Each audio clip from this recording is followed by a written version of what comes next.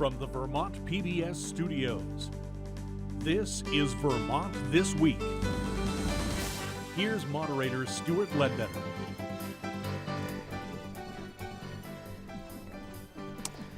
Good evening, everyone. I'm Stewart Ledbetter, and this is Vermont This Week for Friday, December 30th, 2016. Happy New Year to you. In advance, we're pleased to have you back for our annual year-end tradition here, the Top 10 Show. Let's introduce the panel. We're pleased to welcome back to the roundtable Dave Graham, a correspondent with the Associated Press Bureau in Montpelier. Ann Galloway is here. She's the founder and editor of VT Digger. And Emerson Lynn is back, the editor and publisher of the St. Albans Messenger. Great to have you all back again for our little tradition. What we do each year is survey every panelist who has been on the program throughout the course of the year and ask them to rank the top 10 among stories that we cover here on the program, which of course is focused heavily on state government and on politics, and we had a big year for both. It's a subjective analysis, of course, but we've come up with our top 10, again, as judged by Vermont This Week panelists. And number 10 in 2016, state considers the all-payer health model. And Emerson, this broke late in the year. This was something that the Shumlin administration had worked on with the Obama administration for a couple of years now, and we still don't know where it's going.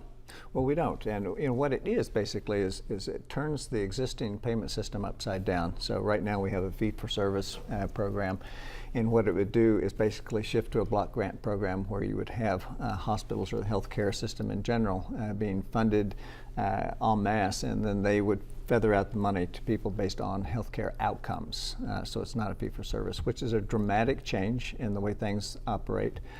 It was something that was announced, it was late season, October, November, when it was announced that the agreement had been signed, and yet with the incoming Trump administration, which has vowed to repeal Obamacare, nobody knows whether or not it's going to go forward. And I think you might apply that test to a number of our top 10 this year, the great uncertainty. Great uncertainty is true. As we move forward.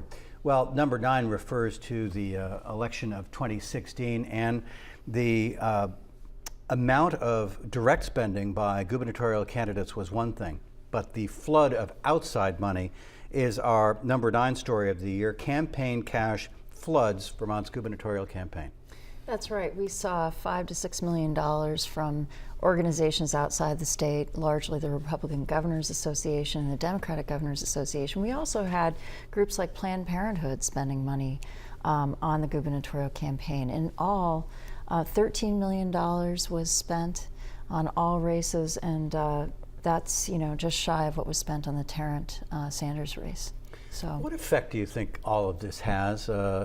There were some negative campaigns, not as nasty as we see in some states, but Sue Minter was portrayed as a Shumlin bobblehead, and Phil Scott just another Republican, in the Planned Parenthood ad. And do you think that voters did it have the opposite effect? Do you think did voters rebel in some respect? I don't know that they rebelled. I certainly think that negative campaigning can be overemphasized in terms of its effectiveness, because obviously it didn't work for one of the candidates. But Phil Scott had committed himself to running a very positive campaign, and he held to that. The Governors Association people did not. Did it change people's minds? I don't know. I actually think that Vermonters tend to be pretty sophisticated politically, and they really follow state issues perhaps more than happens in a lot of other states around the country. And I think the impact of this negative campaigning in Vermont is actually not that great. It's to some significant degree it's a waste of money, but it's people make money off of raising it and off of designing the ads and certainly selling the ad time, and so it's all this big game that is I'm not sure what the real effect of it is. Well, it usually blows back on the candidate who's supposedly benefiting from the negative campaigning. That seems to be the trend. Yeah, that is true. I think that certainly the bobblehead ad against Sue Minter, I mean, you could argue that it, to some degree anyway, it went in both directions, and not really coming from the candidates themselves, but from these outside groups. But then you have to look at it in the final analysis and say, we saw kind of a Republican wave this year. There was some, maybe some Democratic fatigue going on that contributed a lot to the gubernatorial race outcome. And I'm not sure it would have been a lick different if these ads hadn't run at all. We also saw just an avalanche of ads from our neighboring states and from the presidential candidates as well. So maybe they all get lumped into the sense that you got in the week leading up to the election. Make it stop. Please make it stop. Yeah. Every Particularly in commercial comparison to New Hampshire. I mean, we're just flooded. Yeah. The number 8 story of 2016, as judged by Vermont This Week panelists this year, PFOA contaminates some drinking water supplies. David, of course, this started down in Bennington County, in North Bennington, and it was the presumption was that this was the result of industrial contamination. Yeah, there was a company down there that had since closed. They closed in like early 2000s, and they were doing some industrial processes that it was never clear exactly on whether they were making Teflon or something similar to that process. But this chemical has shown up in other parts of the country where Teflon was being manufactured. And so there's a sort of a whole group of chemicals that are basically used in many, many products that involve this PFOA. And so we had this kind of discovery last winter in Bennington that private wells had been contaminated with PFOA, and the state was really pretty aggressive about responding once this became known. And they've been negotiating with this Saint Gobain chemical company about trying to get filters for people to put on their water systems, and I think this is an ongoing thing where we're going to be eventually perhaps.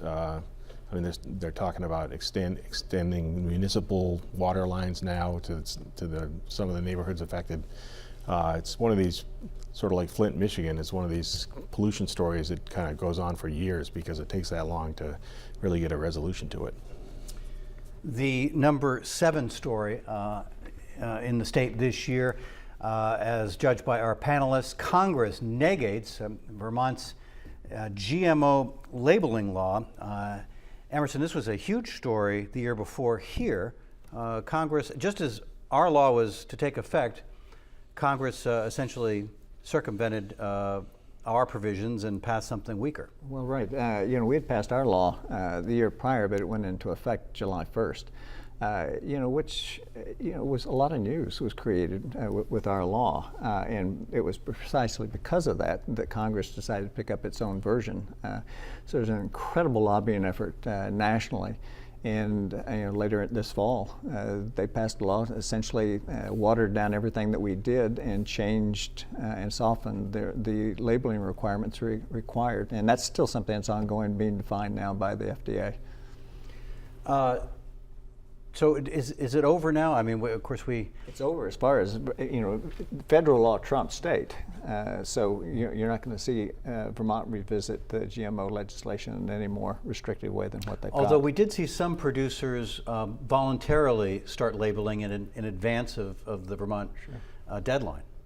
Well, and I think that you have some people who see it as a marketing advantage to do that. But right now, this is going to be the easier way for a lot of your national concerns. The 6th story this year, again, election related, and State House leadership changes, most sweeping, according to one historian who calculated all of this, since 1968. You have to go back a long way to see the breadth of State House leadership changes that we're seeing this January. Well, that's right. House Speaker Shap Smith did decide not to come back, and John Campbell also retired, so he was the head of the Senate. And at the same time, there was an open governor's seat. So It is going to really change the way things function this year. We have Mitzi Johnson, who was the head of House Appropriations for several years. She's now the House Speaker. She's a Democrat. Or will soon be, we think. That's right. Barring she's the a key big nominee. surprise. That's right. And we have the same kind of situation in the Senate where it's not official yet, but Tim Ash, who is a progressive / Democrat from Chittenden County, will be taking over as Senate President Pro Tem. And so you still have a very Democratic legislature with a number of progressives. There are actually fewer Republicans in the Senate now than there were prior. There were 9, now there's 7. The House has one fewer Republican. And so the dynamic is going to be very interesting with Governor-elect Phil Scott, who's a Republican. He's a moderate, but he doesn't agree with the Democratic legislature, at least some of the old guard, on a number of key issues, including another increase in the minimum wage, for example, and marijuana legalization. There are a host of issues that they'll likely clash on. Well, we also have a new Attorney General who will be sworn in next week, a new Lieutenant Governor, the highest ranking progressive ever, the first time a progressive has ever been elected statewide. That's right, David Zuckerman, also from Chittenden County. So you'll have basically 3 people from the Chittenden County area running the Senate: Tim Ash, David Zuckerman, and Dick Mazza. One interesting thing here is that it appears that Mitzi Johnson, the incoming most likely Speaker of the House, is saying that she wants to keep the committee chairs that have been serving, with a couple of exceptions. For instance, of course, Tony Klein just retired, and he was the chair of the House Natural Resources and Energy Committee. But Mitzi Johnson is saying that other committees are likely to keep the same chairs that they've had for a few years, and that's interesting in terms of continuity, and it's also probably a smart strategy on her part, because she can kind of find her own way as Speaker without having a whole bunch of people around her also finding their way. So that's probably a smart strategy. One new face that will not be returning to the state Senate is Franklin County's Norm McAllister, whose colleagues indeed ousted him from the Senate, stripped him of all of his assignments and duties at the start of last session, and yet he ran for re-election anyway and was defeated, all because of a sex scandal that's still pending, Dave. Well, yeah, it's a kind of a fascinating tale. He actually was charged with some very serious sex crimes, including against a very young woman. And this is a guy who's in his mid-60s now. And this young woman had worked for him as sort of a volunteer intern or something at the State House, and there was a trial this past summer in which she testified for a day, and the defense attorneys on the case led by David Williams, did a very powerful job of undermining her testimony and her credibility. And so much so that when everybody returned to the courthouse the next day for the trial, it was called off. They basically dropped those charges. Now there's another round. There's a second set of charges on which McAllister was expected to be tried late this year. That clearly is not happening. It hasn't been scheduled yet, and it remains to be seen what happens there. But presumably in later this winter we'll see round 2. The fourth story in Vermont this week might surprise some of you. Our panelists thought a lot about the refugee debate that took place over the course of this year and continues to swirl in Rutland. And Emerson, whether or not we in fact see 100 or so Syrian refugees moving to Rutland sometime this winter. It's a fascinating story, I think. When you look at Rutland County is one of those places where every town has lost population. Okay, and for every year this decade, Rutland itself has lost over 100 people. And so what they're talking about is bringing in 100 people, and these are refugees from Syria. There are roughly right now 12,000 Syrian refugees that have been settled nationwide, but there are 11 states that don't have any, and Vermont's one of those. And so Rutland is kind of the spot, the designated city that's stepped forward and has also received that designation. And they could start arriving as early as this month. So we'll see, but it's invited some discord because there are some who are concerned about the disruption and the potential that would come with that, plus the expense of integrating these families into Rutland. But they also have quite a sophisticated resettlement group in town that's stepping up and promises to deliver and to be a welcome place for these refugees. So I think it's going to, particularly you're looking at a place, southern Vermont, that's losing population, and this is one of the ways that they're battling back in also a very diverse way. This is also one where there's a huge, outside force impending here, which is the incoming administration of Donald Trump, exactly. Who has been, at least by his rhetoric, not a friend to immigrants, and particularly from Muslim parts of the world. We're down to 3, and we can argue until the cows come home whether these are in the order that you might pick or not, but the number 3 story in Vermont this year, Senator Bernie Sanders barnstorms the United States in a bid for the presidency. And last night we began the political revolution, not just in Iowa, not just in New Hampshire, but all over this country. Dave, this was quite a story that none of us saw coming.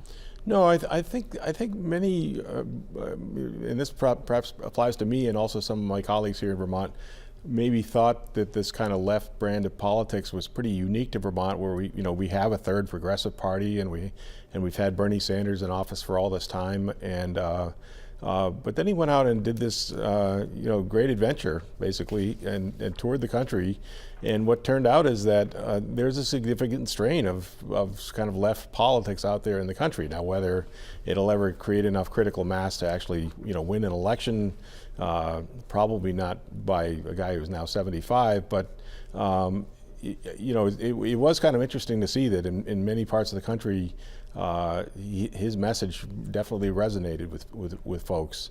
And it transformed this guy. I mean, he's now in the Democratic leadership. He's out with a new book that's doing pretty well.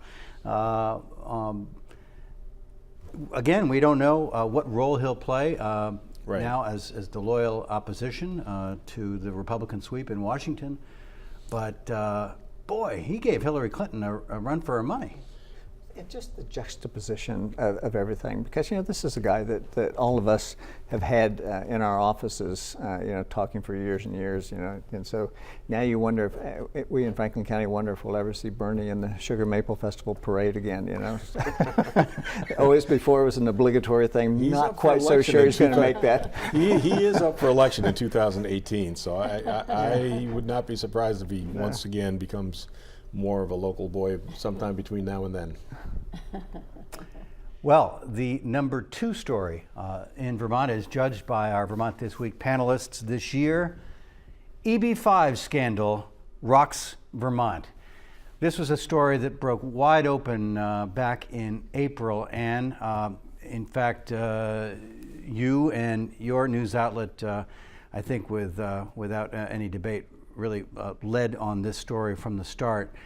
This was a white-collar scandal that, again, continues to unfold, but we just don't see, at least not a scope of this very often in our state. No, we don't. V.T. Digger started covering this issue in 2014, and at the time, it was extremely difficult.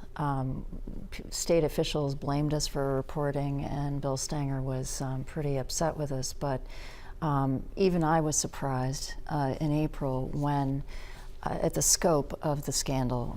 It turns out that the Securities and Exchange Commission charged Ariel Quiros and Bill Stanger with misusing $200 million in EB5 immigrant investor funds. And 4 projects at JP, Burke Mountain, and in Newport. That's right. There were 2 ski resorts, and then also a biomedical facility that was proposed for Newport. And it turns out that that project in particular, the latter one, was one in which Ariel Quiros is accused of basically taking for his own personal use about $30 million. This case has been wending its way through the courts, and in the summer, Bill Stanger settled with the SEC. Ariel Quiros is still fighting it. There's a federal criminal investigation that's ongoing. We don't know what's going to happen with that. And in addition, there's a state case. And in fact, one of the officials that Phil Scott has decided to keep on, Mike Pichak, the head of the Department of Financial Regulation, under the leadership of Susan Donegan when she was at the department, was very instrumental in uncovering the scope of the fraud. They had the spaghetti chart that they showed. There were more than 1,000 transactions that they looked at. There were 100 different bank accounts and 5 different banks that were involved. And the famous quote was that there was, Donegan said she compares this to a Ponzi-like scheme. That's right. Yes, thank you for bringing that up. The original alleged fraud was the use of investor funds to purchase the Jay Peak Resort. And because that put the developers behind on all the other projects, they essentially were bringing new investors in to backfill the costs of the projects as they went along. Eventually, the state caught on to it, the feds did, and they stopped the projects. And so there's a hole in Newport. That's the end result. But Jay Peak and Burke Mountain have survived, at least to this point. They're both open for business. That's as right. These investigations, should we call them criminal investigations? Well, there's civil investigations that were going on, and the one that's not complete yet is a criminal investigation. And Michael Goldberg, who's the court-appointed receiver, has done his level best to keep those resorts going on behalf not only of the investors who want to get their money back, but also the state of Vermont, which really wants to keep the economy in the state's poorest region, the Northeast Kingdom, going. I should mention also that 400 of the investors may not get their green cards. That's still up in the air. What does it say about the structure of the EB5 program? You know, I mean, some of the, the reading I've done about it has led me to think that maybe there needed to be some kind of an intermediary agency with good, strong kind of escrow powers and police powers, really, to say, okay, we're getting all this money in from these foreign investors from foreign countries who don't really have the power to watch their money themselves. And somebody needs to be a good watchdog on this, because otherwise it's just too tempting a cookie jar, really. And I mean, does that make sense? Or I mean, is there an idea that maybe if this thing goes forward, the EB5 program, I mean, it needs stronger controls like that? Well, the state of Vermont recognized that, and they, in the end of 2014 and in 2015, they brought the Department of Financial Regulation in to basically clean up the whole program. It wasn't just Jay Peak and Burke at that point. They also decided they were going to rewrite all the MOUs, put in new requirements, and do what they could to really treat these investments like securities investments. Which brings us to the top story in Vermont this year. Republican Phil Scott elected governor of the state. To every Vermonter who put their faith in me, your support means so much. Thank you. For those of you who voted for Sue or Bill or someone else, I want you to know that I will work for each and every one of you, just as I will for every Vermonter as your next governor. We'll be talking about this one, well, for the next couple of years anyway. In the end, it was a pretty surprising margin of victory for the lieutenant governor. Better than 9 points, Emerson. I didn't see this one coming. We talked about the ad spending and all the underlying issues this year, but this was a pretty solid win in a pretty blue state. Stuart, nobody saw this coming. Not that size margin.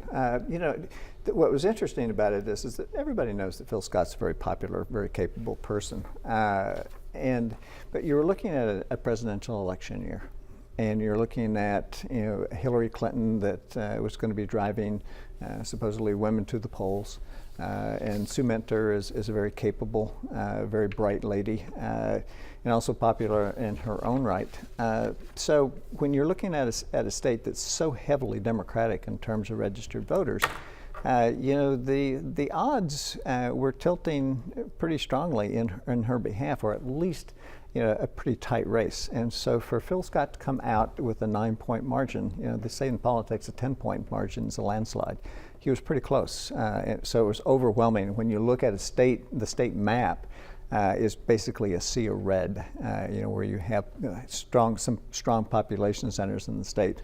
that went Democratic, but most of the rest of the state was solidly Republican. And we continue our pattern that we've had in place for more than half a century to flip-flop back and forth when a governor steps down. Correct.